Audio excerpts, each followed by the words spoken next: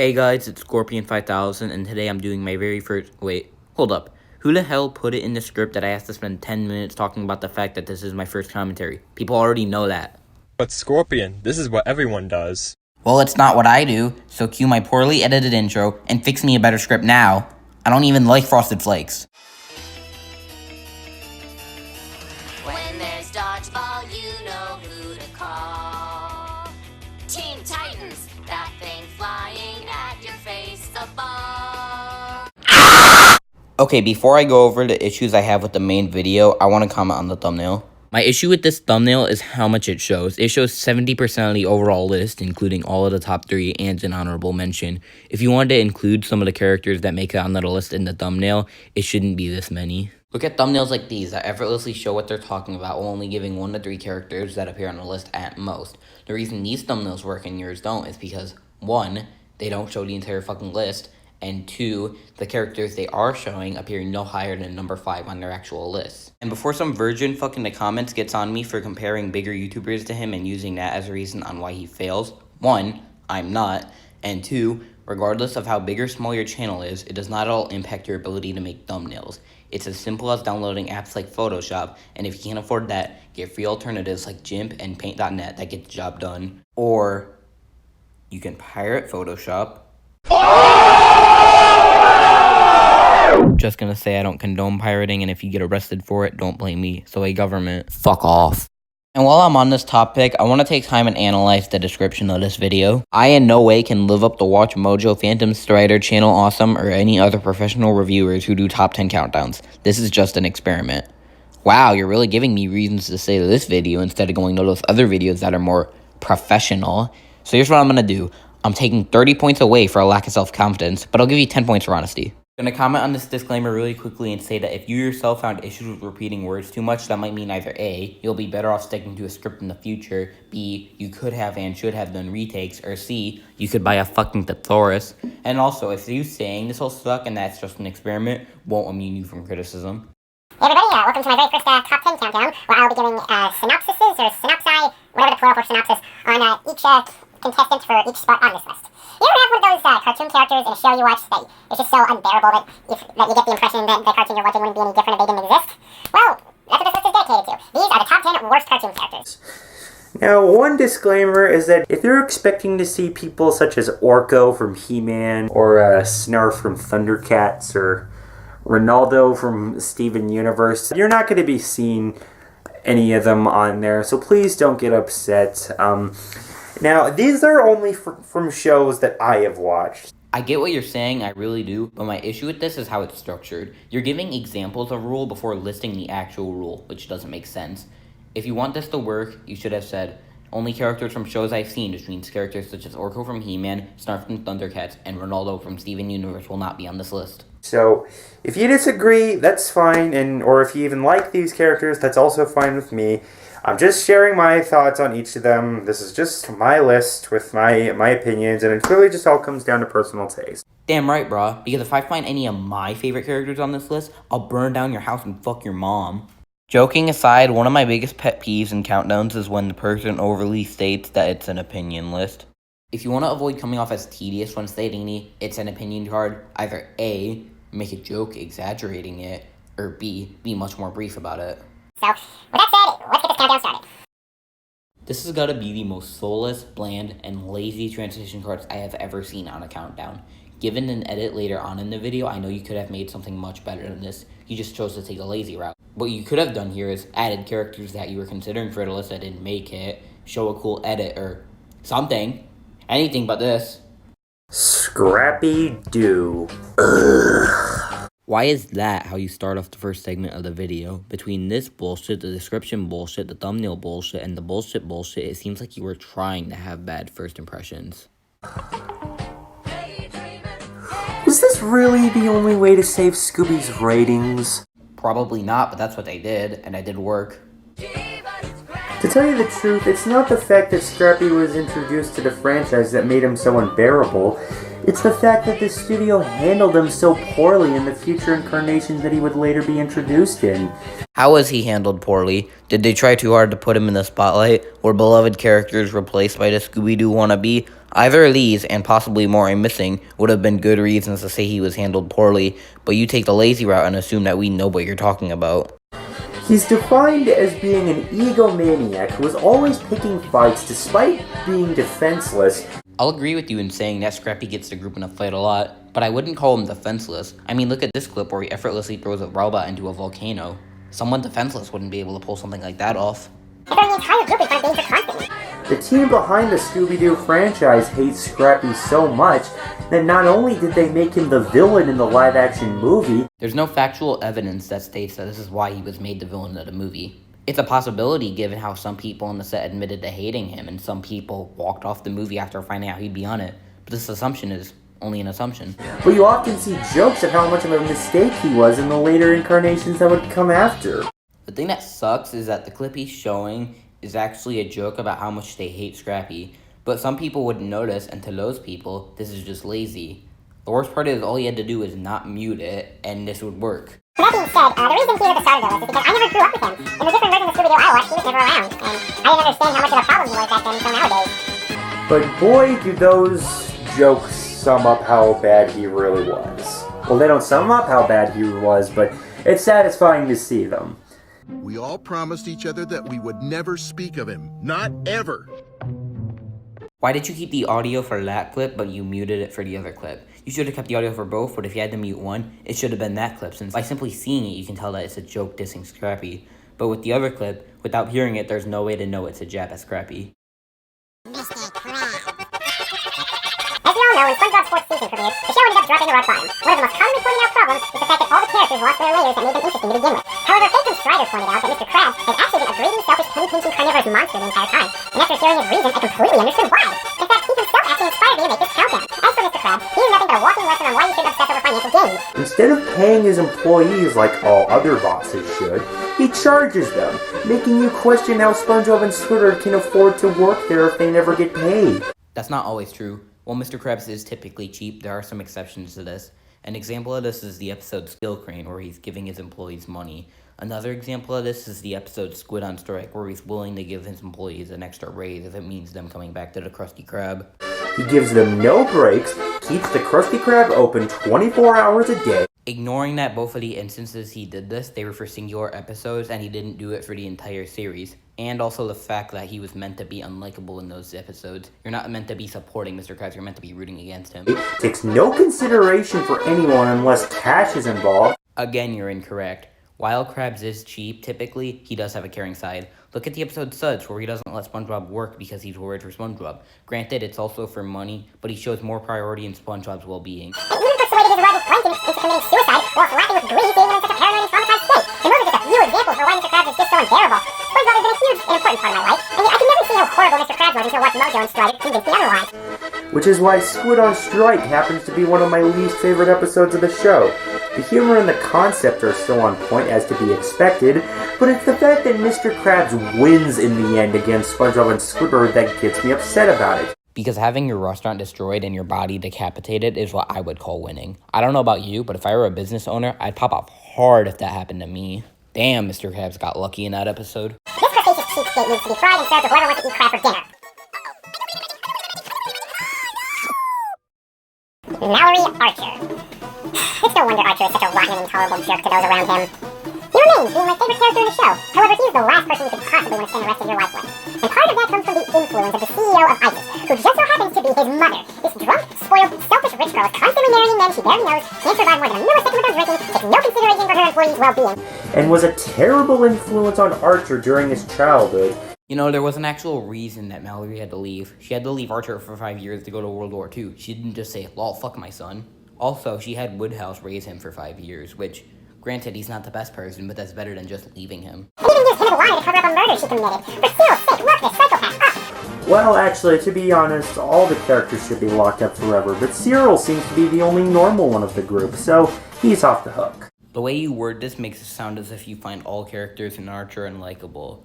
A proper way to word that is, granted, all the characters should be locked up, but at least those guys are still likable. Nicole Watterson. Gumball, it's really great to see how much better the show's been getting in recent years. If there's one thing I never liked about the show, it's Nicole. She also has had some improvements made to her, but that doesn't mean she's no longer unlikable. She's violent, ill-tempered, cruel, and abusive to her family. Typically, whenever Nicole demonstrates these behaviors, she often feels bad for it. An example of this is the fridge, where she shows remorse at the end for trying way too hard to push Gumball into something he's not. Another example of this is the limit, where at the end she feels bad for nearly injuring her family. Part of that comes from the fact that she had a very unhealthy relationship with her parents growing up, but that doesn't excuse how much of a jerk she is. It's understandable, but not right. What especially annoys me about her is that the writers play her up as being the show's badass Mary Sue. While it is apparent that the show writers try really hard to make her look like a badass, I wouldn't exactly call her a Mary Sue. There are already episodes I mentioned earlier where her anger gets the best of her. What about episodes like The Meddler, where she's way too overprotective of Gumball and it ends up affecting his social life? Constantly acting better than everyone she comes into contact with, especially her family, having the last word against everyone, and having very little repercussions for her actions. You show no evidence on how these traits apply to Nicole. If the audience is supposed to match visual to what you're saying for themselves, well, that means you're lazy.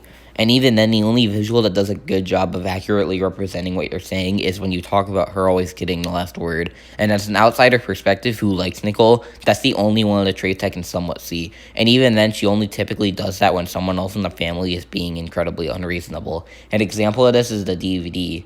The first episode, when she kindly asks Gumball to go return a DVD he bought, and when he says no, she angrily tells him to. And she also tells him to put on some pants because you don't want to open the show with Gumball's big blue thighs. And now that the segment's over, I want to ask, what makes Nicole a worse character than Mallory? You bring up that an issue with both characters is how they poorly treat their family without mentioning what makes Nicole worse. You did mention that Nicole improved as a character over the course of the show and had a reason for acting the way she did, whereas you didn't try to mention this with Mallory. Especially since based on what you're saying, there are reasons to say that Nicole is the worst character. We, the viewers, are supposed to find Nicole a likable, sympathetic character, whereas we're meant to find Mallory an awful, heinous bitch. And since Mallory only abuses one son, whereas Nicole abuses 3 children and a husband, both of these would have been justifiable reasons to say why Nicole is worse, but you mentioned none and it just leaves me confused. Come on, I want to know why furry porn is worse than ISIS. Dora! Oh, Dora, have I got a bone to pick with you? I am beyond relieved to hear that she finally got cancelled in 2014. Bitch, do your research. The last episode of Dora the Explorer that aired was on April 24, 2015. And even then it had a spin-off, Dora and Friends, which was cancelled on February 5th, 2017. But that doesn't mean that I nor anybody else has forgotten how much of a hoda she is. She has absolutely zero defining character traits other than being Spanish and talking slow. That's all her character is? What about her kind nature? What about her compassion to the people around her? The constant repetition of flavorless recycling she embodies is just crazy, and I can't even imagine how much frying she's done to our brains for the past 14 years. From the ground up, she's nothing but a voice that says something in Spanish first, then English. Asks you where a thing she's looking for is, even though whatever it is she's looking for is 2 feet away from her, and for some reason pauses for a few seconds waiting for a response from the viewer, which is a little creepy. The reason she does this is so that kids have the opportunity to answer to the question and believe that they're helping her make a decision. And I mean, it works. Kids are fucking stupid. The main point is that if this is bothersome to you, that's less of an issue with Dora the character as much as it is the show's poor pacing. She is the perfect definition of annoying and zero personality. So you said she had 0 personality, despite 2 seconds prior saying that she's annoying. Granted, being annoying isn't a good personality trait, but it's more than 0 personality. Caillou. This bald, immature, rebellious, spoiled little brat really goes to show that PBS had to have been run by kids as old as Caillou at the time of its premiere. There have been actual reports that the behaviors of the kids who watch Caillou actually change whenever they're subjected to it. Every episode constantly has Caillou whining and throwing tantrums in order to get his way, and he ends up getting exactly what he wants every time. Because children of this age demographic are impressionable, those that have actually watched the show try doing what Caillou does, hoping to get what they want, but they end up getting spanked and grounded. This has the same issue as the Nicole segment where you're bringing up a bunch of information without factually proving it true. However, it's not as big of a deal in this particular instance since, at least from what I'm gathering, you're using this more as a fun fact instead of a reason to hate Caillou. And besides from this, the rest of this segment, compared to the rest of the video, isn't that bad, so I'm skipping the rest of this. Mr. and Mrs. Turner. If I had fairies that would grant me any wishes I wanted, I'd wish for Fairly Odd Parents to have been canceled way sooner than it originally was. But why? When you could wish for anything, why would you wish for that? Not only was the formula repetitive and frustrating, and the voice acting was beyond ear-piercing, especially in the later episodes, but Mr. and Mrs. Turner were just unacceptable. Not only are they both complete idiots, but they take absolutely no interest in spending the slightest amount of time with Timmy, unless it's inconvenient to him, and are instead constantly living at home by himself with Vicky, aka the worst babysitter in the world, to go somewhere stupid whilst remaining completely oblivious to towards Timmy. Why the fuck in 45 seconds would you show the same goddamn clip of Mr. and Mrs. Turner in the car 3 times? I mean, were there no other episodes of Fairy Odd Parents to download or even clips from YouTube? And sometimes not even caring at the same time. And they seem just so immensely proud of themselves. They're constantly turning Timmy down and explaining to him why he can't do things with them with glee, and it's just painful to sit through. But the worst part of it all is that there have even been times where they say they don't even care about him at all. All those reasons combined are the reason why Timmy even has Fairy Godparents to begin with. If only he could wish for a better family. Man, fuck better parents. This dude Timmy better wish for some more teeth. Oh, beaver-looking bitch. The Titans from Teen Titans Go. Oh no, not this show! Oh no, not someone trying to hop on a bandwagon that died years ago. And just because I feel like being a giant cock for the rest of the segment, BAM! And before you ask, no, this is not why I chose to have Jinx as an avatar, but it is really funny. No greater middle finger has ever come out of Cartoon Network's rear end than Teen Titans Go.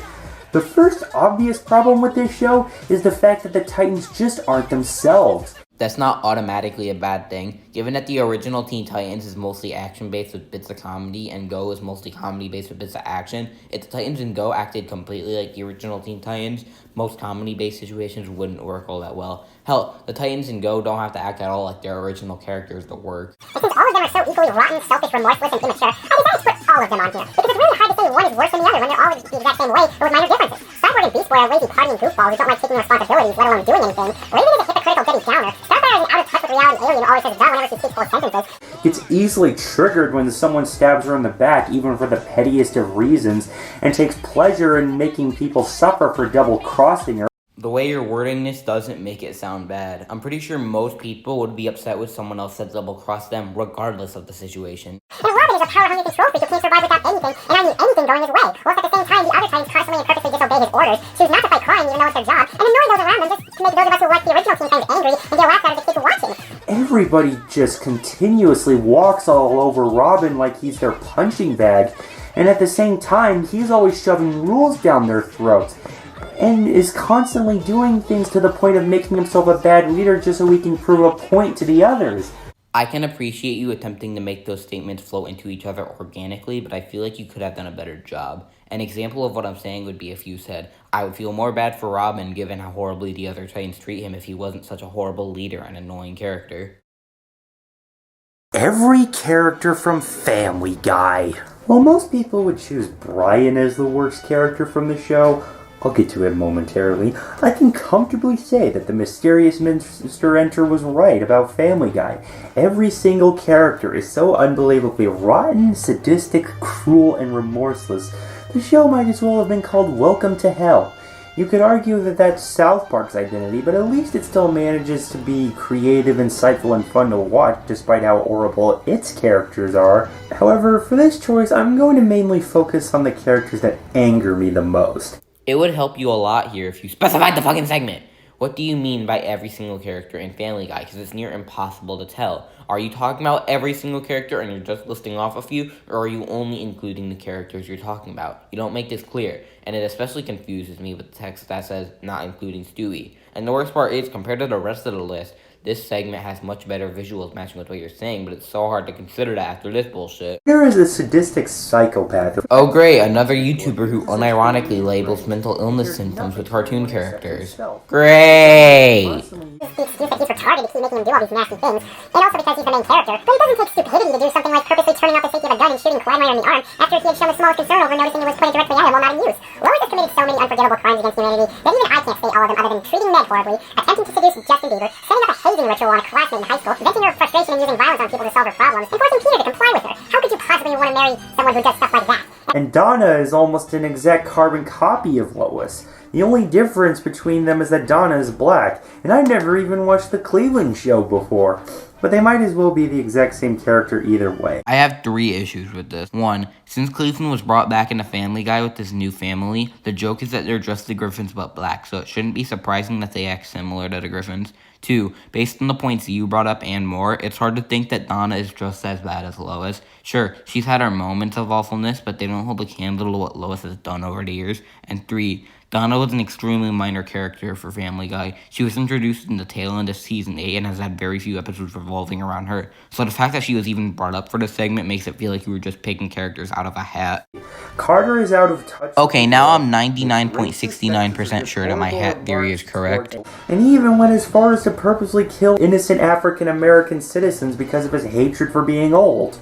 Or whatever the reason was. I haven't seen the entire episode, but it's still wrong for him to have done that.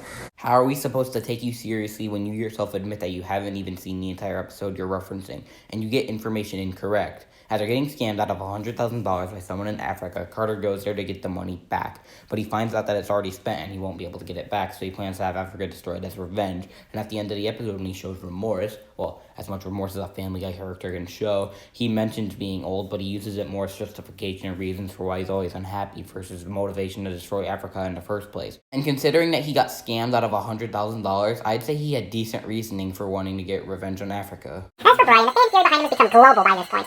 Being a narcissistic psychopath. Okay, the rest of this segment can go fuck a cactus. Now we're just about ready to talk about number 1, but before we do, let's go through some dishonorable mentions that I just didn't have enough room for on this list. D.W. Reed. Just when Holy fuck, why is there such a jarring audio change when you mention the character versus when you start to give reasoning? you thought Caillou was the only bad influence on children's behavior, just look at this walking abomination. So if you have similar issues with both DW and Caillou, why is Caillou on the list, but DW isn't?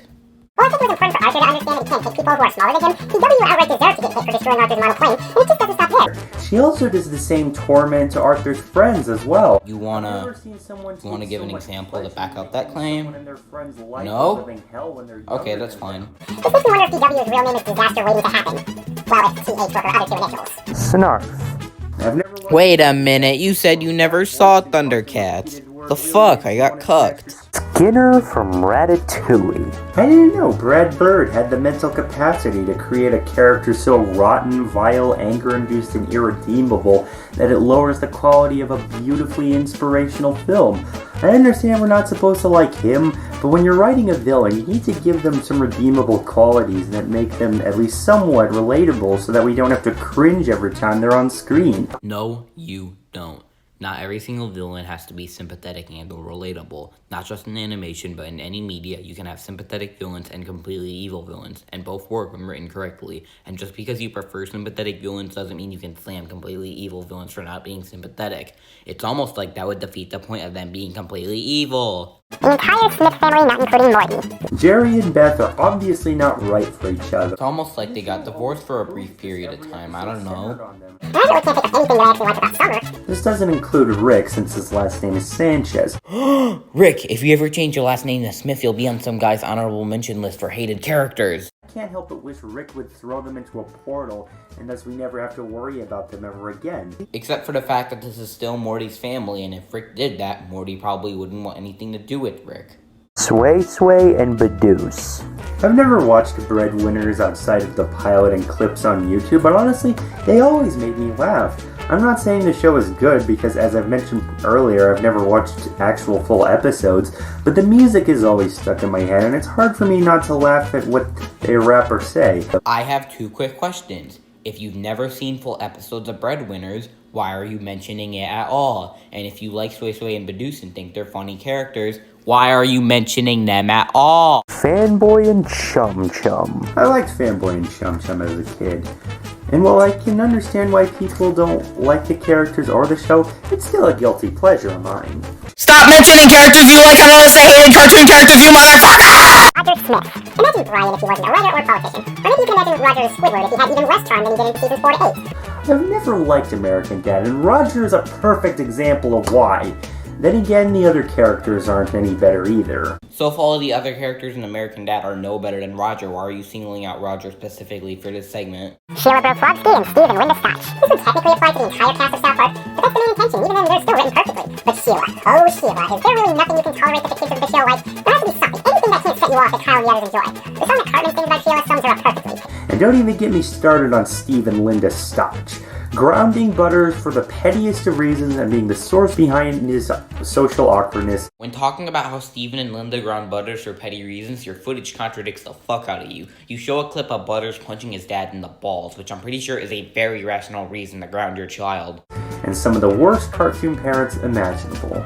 Johnny and Hugh test. Yeah, I'm sure what you're saying is great and all, but I want to focus on this text. Was it not worth your time, or are you just too lazy? Congratulations, Warner Brothers. You have successfully given millennials a bad name with your sickly, brightly colored train wreck that is Johnny Test. Ignoring that millennials had a bad name before Johnny Test came out. The only person in the world that seems to like the show is Nintendo, which is good for him seeing something that we can't, but it's not so good for the rest of us. Starting with Johnny, he's a self-entitled, narcissistic, pandering, dim-witted moron who refuses to grow up and only does whatever he can for his own benefit. While his father Hugh, in my opinion, being even worse. If he's even worse in your opinion, why is Johnny even being mentioned at all? Makes terrible meatloaf he knows everyone hates, and does all those things with glee. So can we please just forget about Johnny Test? Probably not, considering that a new trailer for the show was uploaded 3 months before your video. But here we go. Oh dear God, this is gonna be dragged out. Does anyone have any jokes that last 20 seconds? I got some. My dick is named L, 11 inches. What do you call a baby with a fat face? A fat fuck baby. What do you call an unplanned commentary? An unplanned comment? Your jokes suck. Not unlike your mother! Benson from Regular Show. Where do I even begin with this guy? There are so many points to start my synopsis on that I might as well do every single one of them at the same time. Unfortunately, that would require me to grow multiple mouths on my face in order to do so. Benson is rotten to the core, and I in no way ever, and I mean ever, want to work for someone with this kind of behavior. I'll expand more on this point later on in the segment, but all I'll say for now is that if you don't want to work for someone like Benson, don't get a job. First of all, why does his neighbor Audrey have a crush on him? What specifically is it about him that draws her near him? Second of all, ever since he was a child, his family has thoroughly drugged the idea that violence and aggression is the only way to get what you want into his brain and soul. Why would you bring this up in a list of reasons on why to hate Benson? Especially since it debunks your later points on why Benson is too angry all the time and constantly sends threats to Mordecai and Rigby, since it shows that he has a reason for acting this way. If you brought it up and stated that it does a poor job at justifying why Benson acts the way he does, this would work. But no, you bring it up with no context other than, I hate Benson. Here's why. Does he even have a brain? Is it in his torso? Is it invisible? Are gumballs sitting inside his glass head? What gives him his intelligence? Third of all, he should be locked up in a maximum security prison for all eternity. That explosive behavior of his should not be roaming about the world freely, especially since he'll explode if he doesn't flip out on everyone around him. Typically, whenever Benson yells at people, mainly Mordecai and Rigby, he has a reason for doing so. In fact, the episode the second clip you show is from is about Pops telling Benson not to yell at Mordecai and Rigby, but they act more reckless than usual, which leads to him bottling up all his anger and exploding on them. Fourth of all, if he really hates Mordecai and Rigby as much as he claims he does, why does he still keep them around? Is there really nobody else in the world desperate enough for him to hire? Because typically whenever Mordecai and Rigby do something that upsets Benson, they redeem themselves with him by the end of the episode. In fact, it's shown that as the series goes on, Benson starts to respect them more and more, and they show him that respect back. What Mordecai says about him in the episode Excellent is true, which is why he shouldn't be given a turnaround where he says sorry and everyone likes him again. Fifth of all, despite him treating everyone poorly, everyone still claims to be friends with him, which makes for a very inconsistent relationship between all of them. That's because for the most part, the main cast respects Benson outside of him being their boss, and for the most part, Benson respects the main cast outside of them being his employees. Sixth of all, every episode ends with major destruction being caused to the park and Benson threatening to fire Mordecai and Rigby if they don't clean it up. Yeah, what a horrible person Benson is for making his employees clean a mess that they made. Remember when earlier I said that if you don't want to work for someone like Benson, don't get a job? This is what I meant, because most bosses would also get mad at employees like Mordecai and Rigby. In fact, you could say that Benson is generous, because employees like Mordecai and Rigby don't exist in the real world. This is a good time to end the video, since the rest of it is just rambling and a disclaimer that says to report someone like Benson to the authorities. It also means that it's final thoughts time, and yeah, this was not great. While I can admit that it's not awful, and in fact there are way worse videos covering hated characters, this still has me asking a bunch of questions. What the fuck is with the placement? What the fuck is with the soulless transitions? Why is there such a lack of jokes? What is with your vendetta against bosses in America? Why would you not only spend 5 minutes talking about honorable mentions in a 24-minute video, but also mention characters that you like and characters from shows you haven't seen? And then there's the way you chose to show your evidence. I understand copyright can be a real issue. I've suffered from it too. But you need to give audio on the clips you're showing so that the audience can understand what you're saying better. Or have the clips you keep muted match with what you're saying better. I think you have the potential to be a great countdown artist, but if you plan to continue this in the future, I have some suggestions for you. Try to have better reasoning for your choices and the placement of those choices, and make sure your clips match up with what you're saying. Try fact-checking to make sure that what you're saying is correct. Try to work on a script so that you can plan out what you say and so that you can add jokes to your videos. And now that my video's over, I have one more thing that I want to say. I spent 30 minutes deciding on whether the title of this video should be an unplanned commentary or why hated character lists are hated.